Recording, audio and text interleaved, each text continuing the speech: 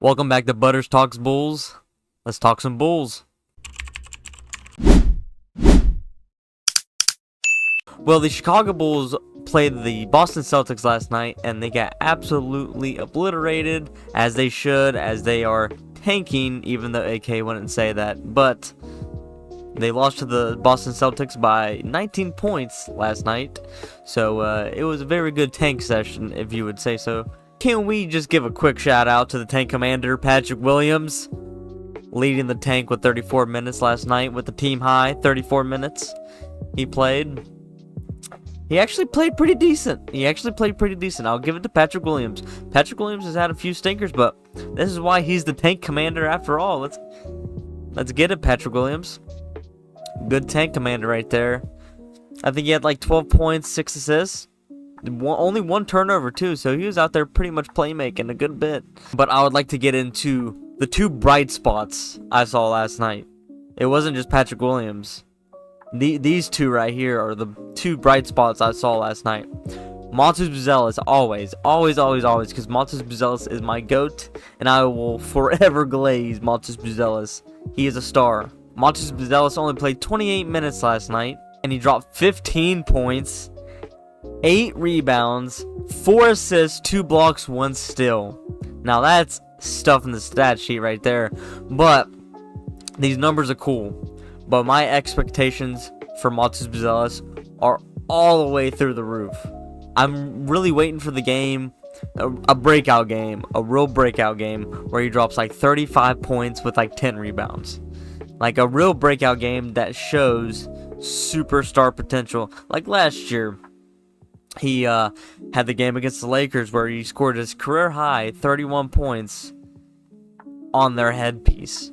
I'm waiting for one of those games this year, but with a little tune-up to it, with like 10 rebounds to it. Maybe 2 blocks with that stat line as well, but I'm really waiting for that real breakout. Because right now, he's putting up really solid numbers, don't get me wrong. But he needs to have that superstar game, if you know what I mean.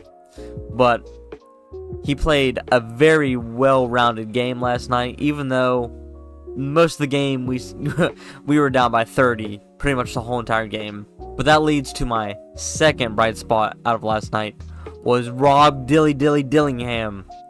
He played 30 minutes, the most of his Bull tenure so far, but it's only his 3rd game. But Rob Dilly played 30 minutes, dropped 16 points with 3 steals, and he also showcased some of that playmaking skill with 7 assists behind that. What really impressed me, he's starting to get a little rhythm to it. He's trying to find his spots. He was pulling up from mid-range, which I would like Montes Buzelis to do that too, but that's another subject. But Rob Dillingham, all he really needs is some confidence, and he can be a real good go-to scorer. Don't get me wrong, he's still a very rough prospect. A lot of young point guards are in this league. Like you saw how long Kobe White.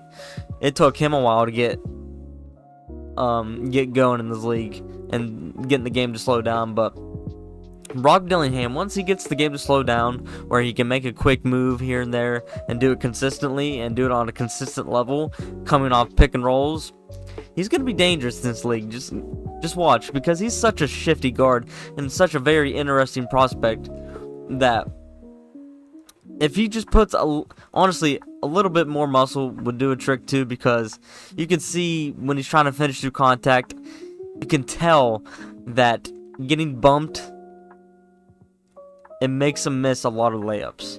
Because in college, if you saw, he would make those tough layups. He'd go right at the opposing big, go right at their chest and finish at him. But you know, these NBA bigs are a little different, you know. So he's having a little trouble still adapting to that, because Minnesota, he didn't really get much run. So this is going to be trial and error with him, because he's getting consistent minutes on the Bulls right now. And he's going to be getting this moving forward, hopefully Billy Donovan.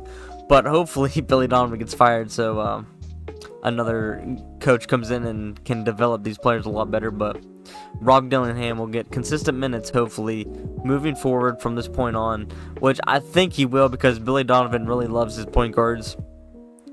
Maybe that's why this whole entire roster is full of point guards, but Hopefully Rob Dillingham can continue to get good run for us, because honestly I think he can be a good building block for this team. But that's just the bigger picture, because this is just trial and error right now, finding who's going to be your building blocks in the future, and then you can get rid of the others that you don't see being in the future on this team. But yeah, the game last night was very ugly, but there was some bright spots. You always have to find the bright spots in these tanking games, because you're just gonna be miserable as a Bulls fan, which I already am, trying to find the bright spots, but you get the point.